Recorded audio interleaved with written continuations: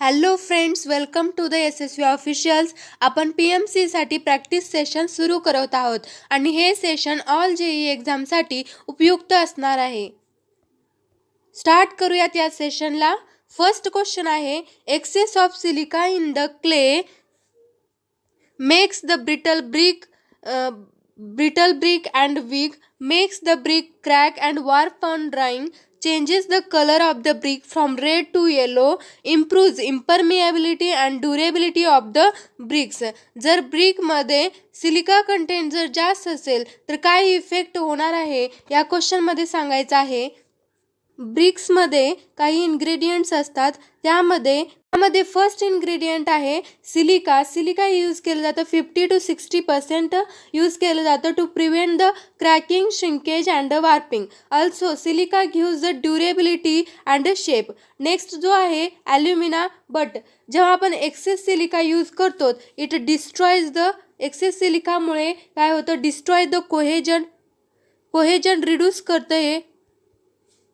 आणि कोहेजन जर रिड्यूस झालं तर ब्रिक कसे होते, वीक होते and it becomes brittle. Then next जो आहे ॲल्युमिना यूज केलं जातं 20 to 30%. हे जे प्रपोर्शन आहे ते तुम्हाला लक्षात ठेवायचं आहे, इम्पॉर्टंट आहे. प्रत्येक एक्झाममध्ये याच्यावर क्वेश्चन विचारलेला आहे. नेक्स्ट जो आहे ॲल्युमिना 20 to 30% यूज केला जातो.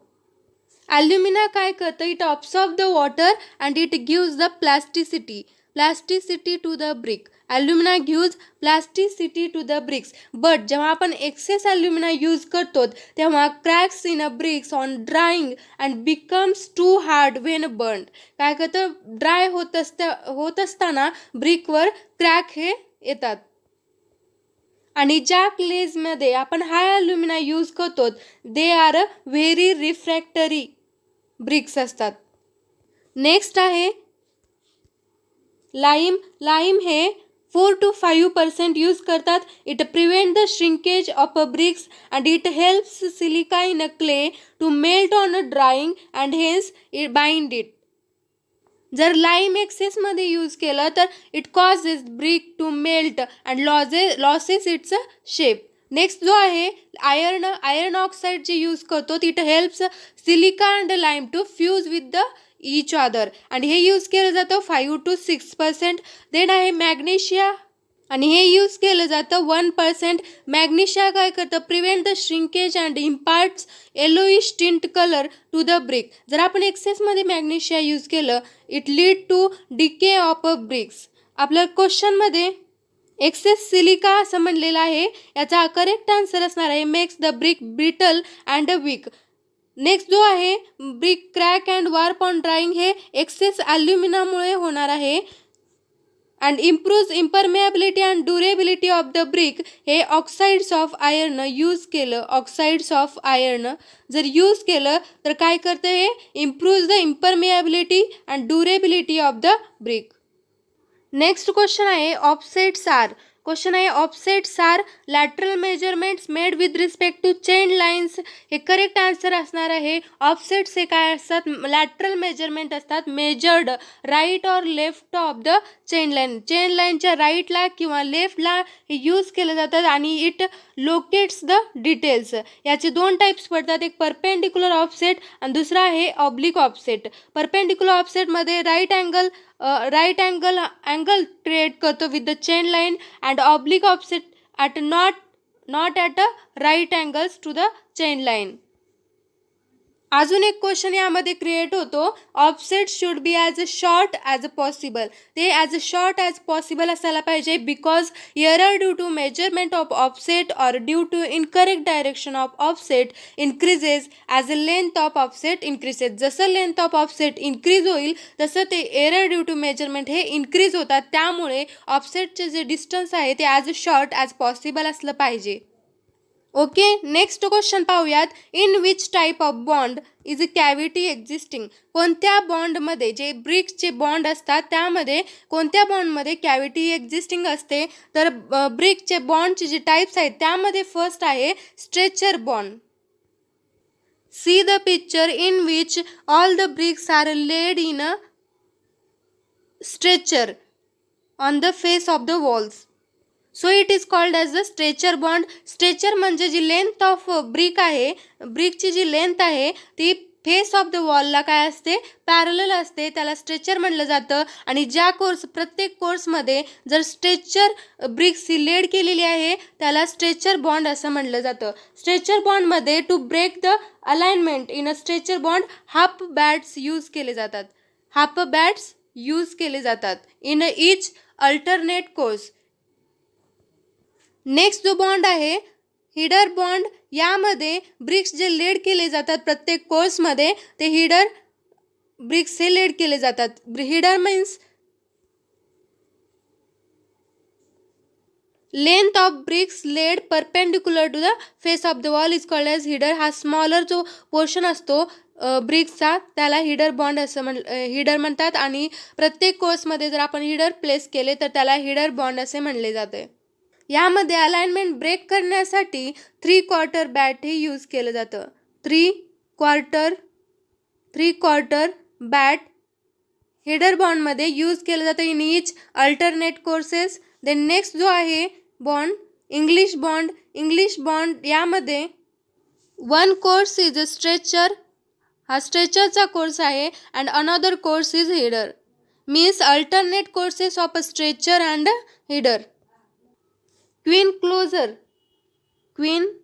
Closure is used after first header in each header course. हा जो हिडर कोर्स आहे यामध्ये क्वीन क्लोजर हा यूज केला जातो. English bond is the strongest bond. English bond ही स्ट्रॉंगर बॉन्ड आहे than the Flemish bond. Next जो आहे फ्लेमिश बॉन्ड.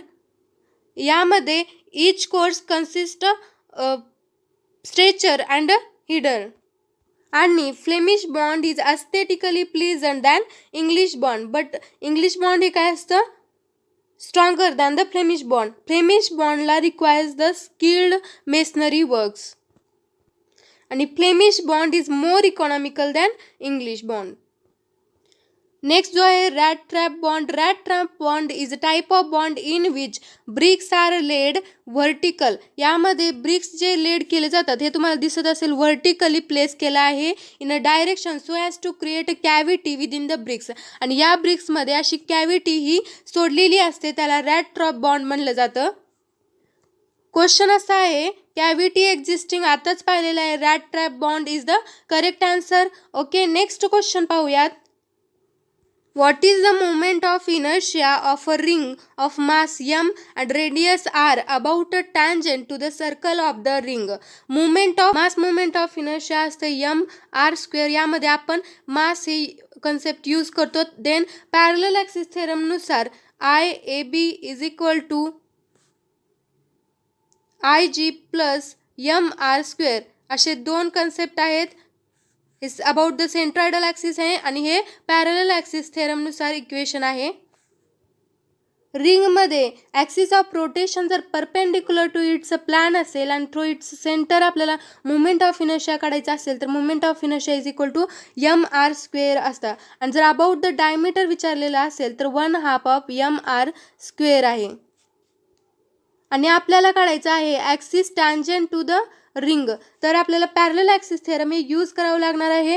हे आहे 1/2 m r square about the diameter then plus m into r square. हे काय होतं 3/2 m r square. 3/2 m r square हे करेक्ट आन्सर असणार आहे. So correct answer is 3/2 m r square. बाकीचे जे इम्पॉर्टंट आहेत त्याचे फॉर्म्युले पाहूयात. फर्स्ट आहे डिस्कमध्ये ॲक्सिस ऑफ रोटेशन जर परपेंडिक्युलर टू द प्लेन असेल, ॲक्सिस ऑफ रोटेशन जर परपेंडिक्युलर टू द प्लेन असेल तर त्याचा मोमेंट ऑफ इनर्शिया असतो 1/2 m r स्क्वेअर. जर परपेंडिक्युलर टू द प्लेन असेल तर 1/2 m r स्क्वेअर असेल. आणि अबाउट जर डायमीटर विचारलेला असेल तर 1/4 m r स्क्वेअर आहे. लक्षात ठेवायचं आहे. नेक्स्ट जे मोमेंट ऑफ इनर्शिया आहे अबाउट द स्पेअर. जर सॉलिड स्पेअर असेल तर 2/5 m r स्क्वेअर असेल. आणि जर थिन स्पेरिकल शेल म्हणजे हॅलो शेल असेल तर I is equal to 2/3 m r square असणार आहे. ओके, नेक्स्ट क्वेश्चन पाहूयात.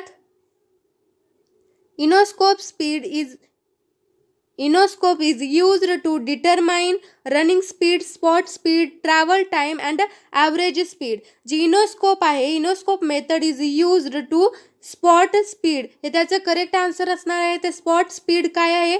Spot speed is the instantaneous speed. एका पर्टिक्युलर पॉईंटला, एका स्पेसिफिक पॉईंटला त्याची इन्स्टंटेनियस स्पीड काय आहे ते मेजर केलं जातं, म्हणजे स्पॉट स्पीड मेजर केलं जातं. या इनोस्कोप मेथड त्याला मिरर बॉक्स मेथड असं म्हटलं जातं आणि ही सिम्पलेस्ट मेथड आहे स्पॉट स्पीड मेजर करण्यासाठी. नेक्स्ट जी आहे photographic method. Third one is electronic method and fourth is radar speed meter method. अशा चार मेथड्स हे स्पॉट स्पीड मेजर करण्यासाठी यूज केले जातात. ऑप्शन फर्स्ट जो आहे रनिंग स्पीड ही काय आहे? Average speed of vehicle in a motion. जेव्हा व्हेकल मोशनमध्ये असतो तेव्हा जी मेजर केलेली ॲव्हरेज स्पीड आहे त्याला रनिंग स्पीड असं म्हणलं जातं. स्पॉट स्पीड ही इन्स्टंटेनियस स्पीड आहे. ट्रॅव्हल टाईम ही काय आहे? ट्रॅव्हल टाईम म्हणजे रनिंग स्पीड तर मोजतोच, प्लस याच्यामध्ये ऑल स्टॉपेज